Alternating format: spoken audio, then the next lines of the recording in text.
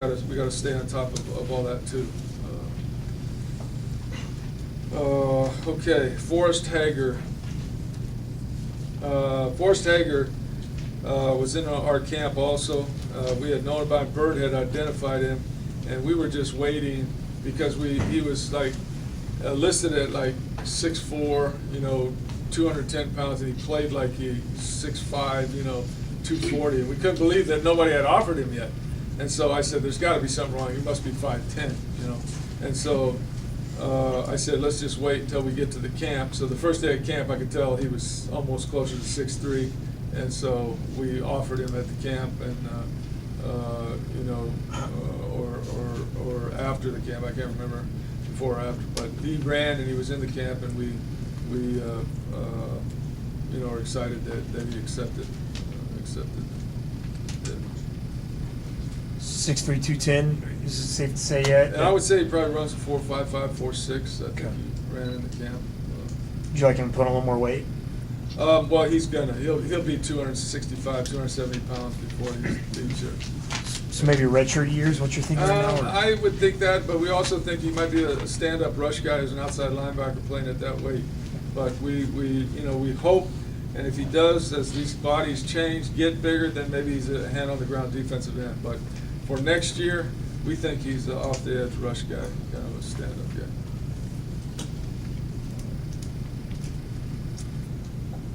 Jeremy Hall is a quarterback that we see as an athlete. I think he's going to probably play slot for us. He played quarterback and also played defense. I think his future is in the slot. I've had a bunch of kids like Jeremy Hall. Devon Best is one of them that comes to mind. Another kid, Brad Caleb, that played for me in the USFL, that were quarterbacks that really, really excel in what we do offensively. And I think that Jeremy is a tremendous athlete, plays real fast. I think he had 360 yards rushing in one playoff game this year. And another thing about this group, which was kind of neat, I think 21 of the 28 after 3 rounds of the playoffs, high school playoffs, were still playing, which I don't know that another college had that number of kids still in the playoffs. And I don't know the exact number, but Brad or one of my coaches probably can give you that for sure. But Jeremy's a real great kid and got a chance to be really a good player. Keenan Holman, we saw also in our camp. He had caught one pass when he came to our camp, and after the camp, we offered him. He's a burner. He also played in an offense that just kind of ran the ball. That's why he caught one pass his junior year. They never threw the ball. They were a wishbone team. This kid's a tall kid that can really run like Al Robinson kind of speed, and you can see right there, one about every 5 times he touches the ball, he scored a touchdown. So with 100 catches, you can just bet he'll have the same percentages. So I think he's got a chance to be a really, really good football player for us. Recruiting him, would you kind of compare him to Chase last year? A guy that didn't necessarily, had a lot of speed, but not necessarily caught a lot of balls in high school? Yeah. I would say that this kid I would compare probably to like Al Robinson more than anybody. He's much more fluid, has big hands. Chase was kind of played all around. This kid's a natural receiver. I think Chase had played running back, played some other. I just looked at this thing right here. As soon as I saw Jeremy right there, I was talking about Jeremy Johnson. And then, so when I see Jeremy Johnson here, I'll go with Jeremy Hall. Jeremy Hall is a corner that plays and will have a chance to compete with us to get on the field. He's one of those kids that you were talking about there, the young guys that will be coming in. He is a really, really good man cover guy and just a natural, one of those DBs that just knows how to play. And Derek Odom recruited Jeremy Hall, and you know, he's just a really good catch for us because he fits into what we want to do at corner, to play some bump and run man, and he also can play the ball playing off. So he's a good player.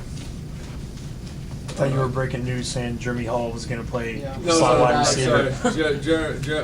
I've done that twice already, talking to other people too.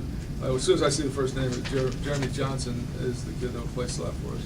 And I'll hit that again. Jeremy Johnson played quarterback at John Taylor with Ricky, and he had 360 yards rushing in one playoff game, and he plays in the 25, 30-yard area in 4.3 kind of speed. I don't know what he would run top end. I don't think he ran track for them, but probably he looks more like a baseball player to me. But he did. He played baseball. But you can see his numbers there. He threw the ball and he rushed the ball, and he was the leader of their team and one of their top recruited athletes. You like kids that play quarterback? Yeah. I like kids that play quarterback because they can play anywhere.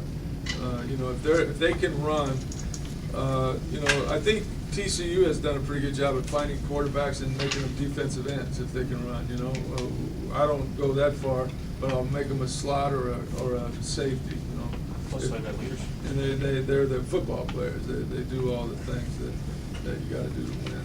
Unlike some of the quarterbacks that you brought in and converted into receivers, I think he's got the best arm out of them. Do you see some wildcats from him? I would think that's a possibility, but you know, like I told him, his future is as a receiver. You know, but he has the possibility. And you're right, we have some guys that have played QB that have that chance to do that too. Was that a deal where getting Jeremy and Ricky, getting the two of them together, increased your chances over getting just either one of them separately? Not really. We offered, I think we offered Ricky first, I think. Dan really did a nice job recruiting Jeremy and his family. And I think that's why Jeremy chose here. Randall Joyner is a kid that we had in our camp here at SMU and that we watched on tape early in the year. And we watched his junior tape and we said, well, we kind of need to know more about him. And then we got the senior tape. And this kid is really a football player and a good student. He was, I think, all state, all league, I should say, both sides of the ball, offense and defense. I don't see that on here, but I want to say that he was. I mean, he can run it, and he can hit you, and he can make a play on the ball when the ball's in the air and a pass. So we see him as, because we have some running backs, we see him, because we have a needed safety, we see him as a safety. And we also think that he could play running back for us too. He was all state on both sides of the ball. Was there something that you saw that, was there a reason he slipped through the cracks?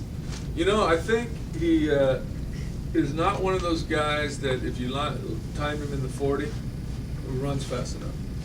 But when he has the ball in his hand and when he plays the game, he's fast enough. You know, I think that's why. We went back and looked at what he ran in our camp, and that's probably why. But I learned something in the National Football League, and I'll tell you this real quick, because you can see that a couple of these guys are in this deal.